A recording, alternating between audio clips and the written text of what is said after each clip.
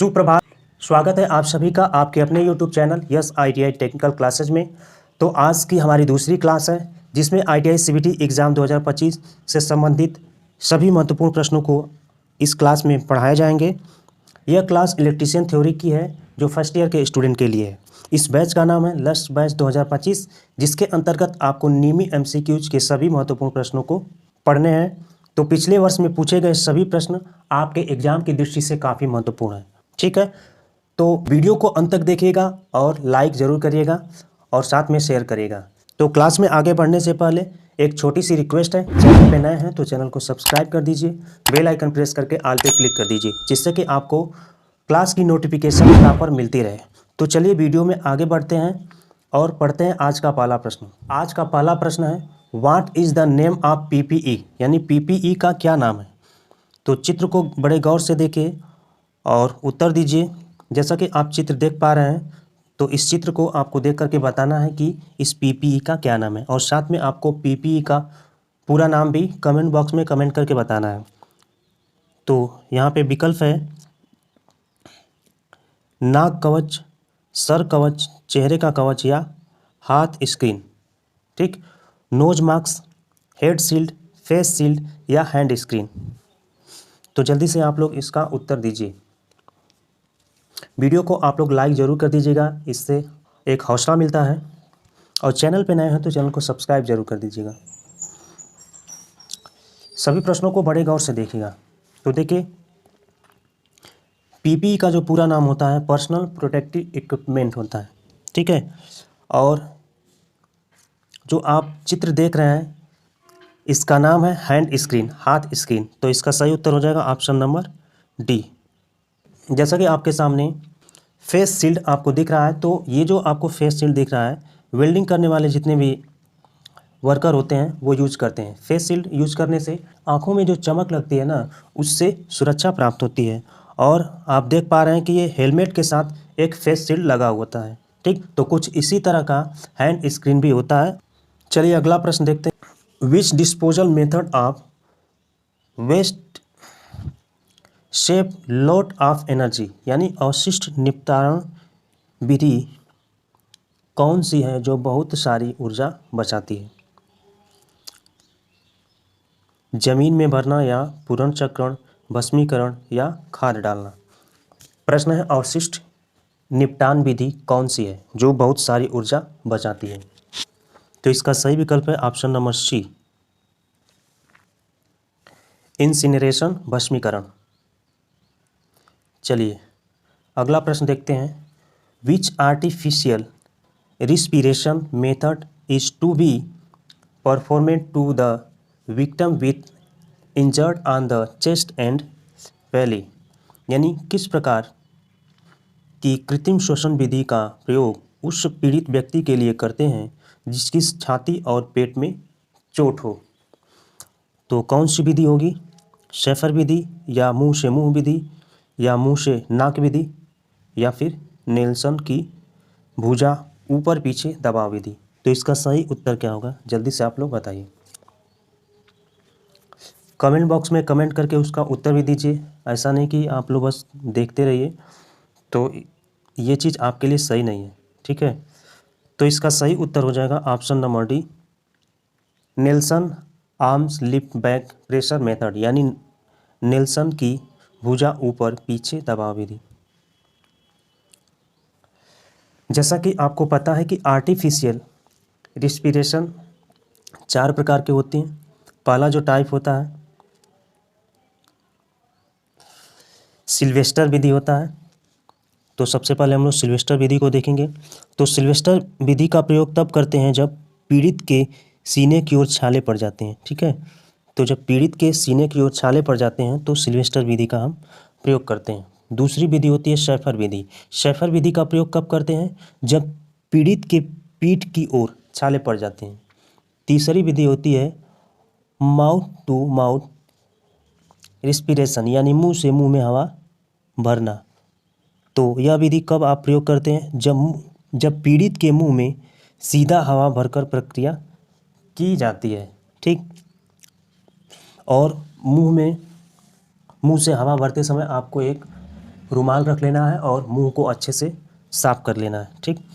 चौथी जो विधि होती है वो कृत्रिम श्वास यंत्र द्वारा। तो इस विधि में पीड़ित व्यक्ति को श्वास यंत्र के द्वारा दी जाती है। चलिए अगला प्रश्न देखते हैं। किस प्रकार के व्यावसायिक स्वास्थ्य खतरे का कारण संक्रमण हो सकता है? विद्युतीय नुकसान, जैविक नुकसान, शारीरिक खतरा या मानसिक खतरा?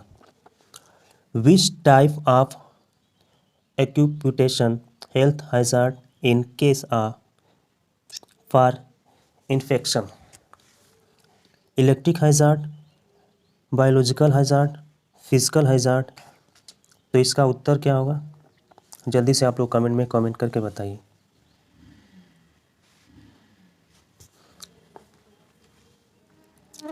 पहला उत्तर गलत है। ठीक, वित्तीय नुकसान नहीं है। इसके बाद ये मानसिक नुकसान भी नहीं है। ठीक, तो व्यावसायिक खतरे के कारण संक्रमण होता है तो ये कौन सा नुकसान होता है? तो इसका सही उत्तर हो जाएगा option number B, biological hazard यानी जैविक नुकसान। चलिए अगला प्रश्न देखते हैं। अगला प्रश्न है what is the use of this tools, यानी इस औजार का क्या उपयोग है? विकल्प है गर्म पदार्थों को पकड़ना या तारों को काटना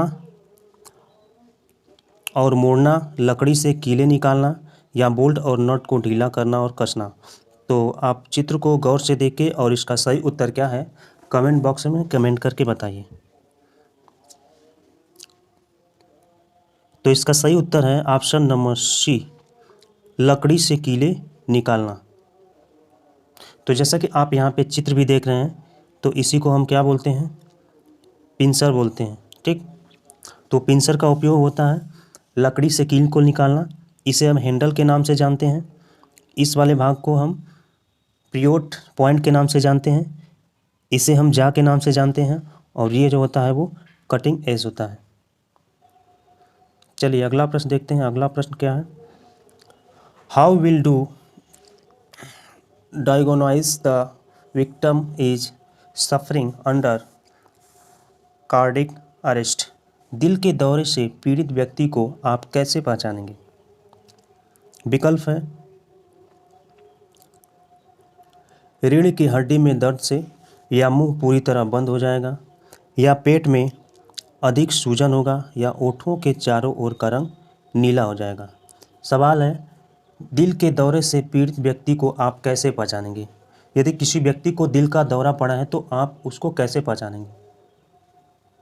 तो इसका सही उत्तर हो जाएगा ऑप्शन नंबर डी, ओठों के चारों ओर नीला रंग हो जाना। तो किसी भी व्यक्ति को दिल का दौरा पड़ा है तो उसके ओठों के चारों ओर का जो रंग होता है वो नीला हो जाता है। चलिए अगला प्रश्न देखते हैं। What is the name of the tools, यानी इस औजार का क्या नाम है? जैसा कि आप चित्र देख पा रहे हैं तो इस चित्र को देख करके बताना है कि यह कौन सा औजार है। विकल्प है वार स्ट्रिपर, क्रिम्पिंग टूल, या कॉम्बिनेशन प्लायर, या डायगोनल कटिंग प्लायर। तो जल्दी से आप लोग उत्तर दीजिए। सभी प्रश्नों के उत्तर कमेंट बॉक्स में कमेंट करके आप लोग ज़रूर बताएं। इससे आपको पता चलता है कि आपकी तैयारी कैसी है, कितनी हो गई है। जैसा कि आपको पता है कि पहला ही चैप्टर चल रहा है सेफ्टी और साइन। ठीक, तो सेफ्टी साइन का सारे प्रश्न आपके सामने दिख रहे हैं। तो इसका सही उत्तर हो जाएगा डायगोनल कटिंग प्लायर। चलिए इसका थ्योरी भी देख लेते हैं। तो जैसा कि आप देख पा रहे हैं कि हमारे सामने एक डायगोनल कटिंग प्लायर है। ठीक, तो इससे हम हैंडल के नाम से जानते हैं। ये वाला जो भाग होता है ये ज्वाइंट होता है। इसके बाद इसको जा के नाम से जानते हैं और ये अंदर वाला जो भाग होता है इसको कटिंग के नाम से जानते हैं, जिसके द्वारा हम किसी भी तार को काटते हैं। जैसे कॉपर का तार है या एल्युमिनियम का तार है तो उसको हम काटते हैं। ठीक, तो इसका जो मुंह है, मुंह को देख करके आप पता लगा सकते हैं कि ये डायगोनल कटिंग प्लायर है।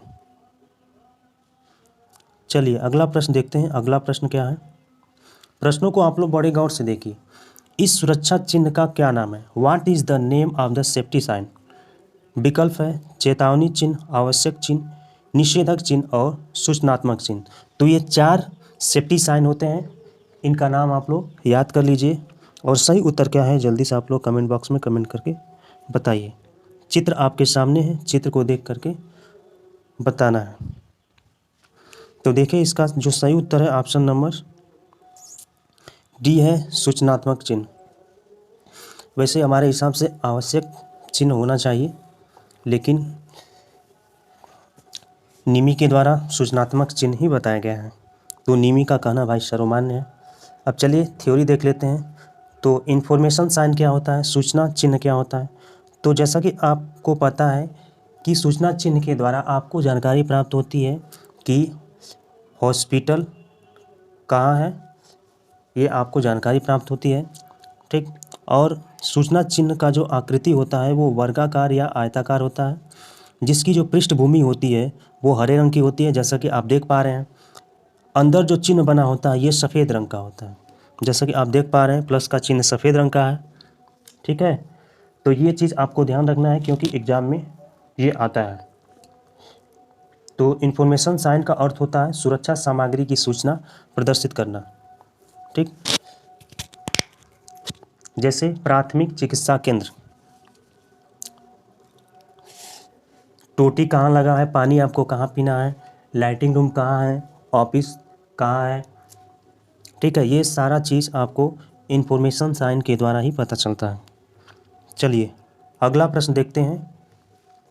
पीड़ित के रक्त के बहाव को रोकने के लिए क्या प्राथमिक उपचार उपलब्ध कराई जाती है।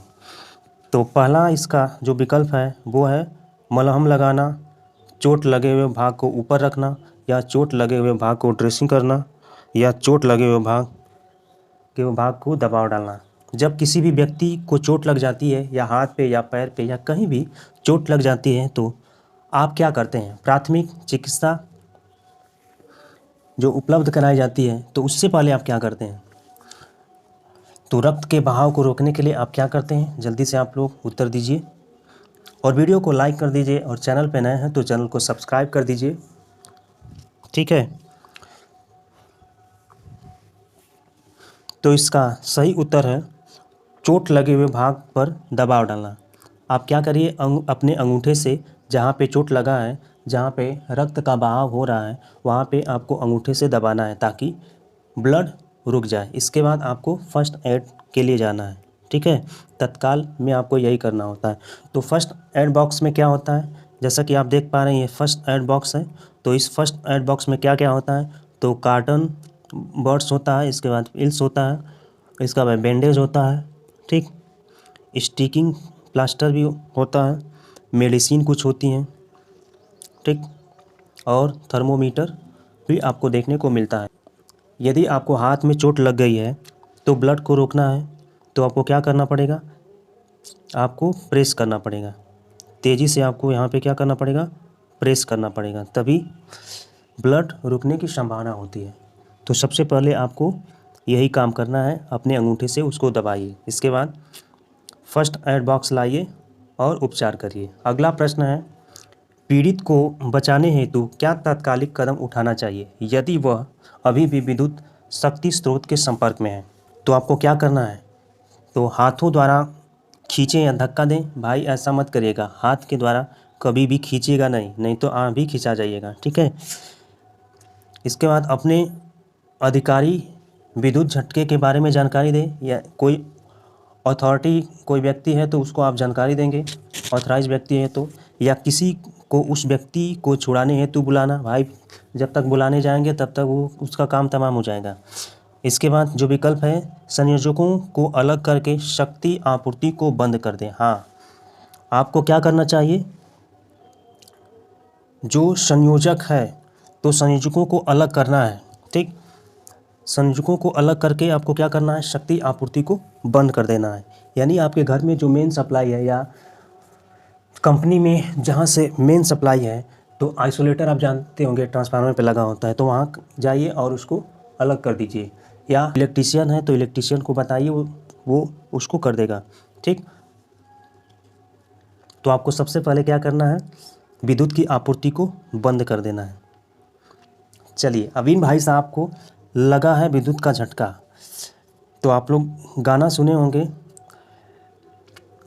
जोर का लगा झटका, यानी जोर का जब लगता है झटका तो इंसान की बुद्धि क्या होती है, चकरा जाती है और काम नहीं करती है। तो इन भाई साहब को विद्युत का झटका लग गया है। अब देखिए कैसे पकड़े हैं, इनको पकड़ना चाहिए प्लग, तो ये पकड़े हैं प्लग के नीचे वायर, और वायर वहाँ पे कटा हुआ है, और कटे हुए वायर पे जब आप हाथ से पकड़ेंगे और प्लग को जब स्विच बोर्ड में लगाएंगे तो जाहिर सी बात है कि आपको विद्युत का झटका लगेगा। तो इस परिस्थिति में आपको क्या करना है, आपका घर का जो मेन स्विच होता है उसको बंद कर दीजिए, यदि फ्यूज़ लगा है तो फ्यूज़ को बंद कर दीजिए, या एमसीबी लगा है तो एमसीबी को बंद कर दीजिए, ठीक है, जिससे कि घर की पूरी सप्लाई बंद हो जाए और ये भाई साहब बच जाए, नहीं तो इनका जीवन क्या हो जाएगा, खतरे में हो जाएगा। अब आपको ऐसा नहीं है कि यहाँ इनका हाथ पकड़ लीजिए और इनको खींचने लगिएगा, तो अगर खींचने लगिएगा तो आप भी खींचा जाइएगा, तो ऐसा कभी मत करिए।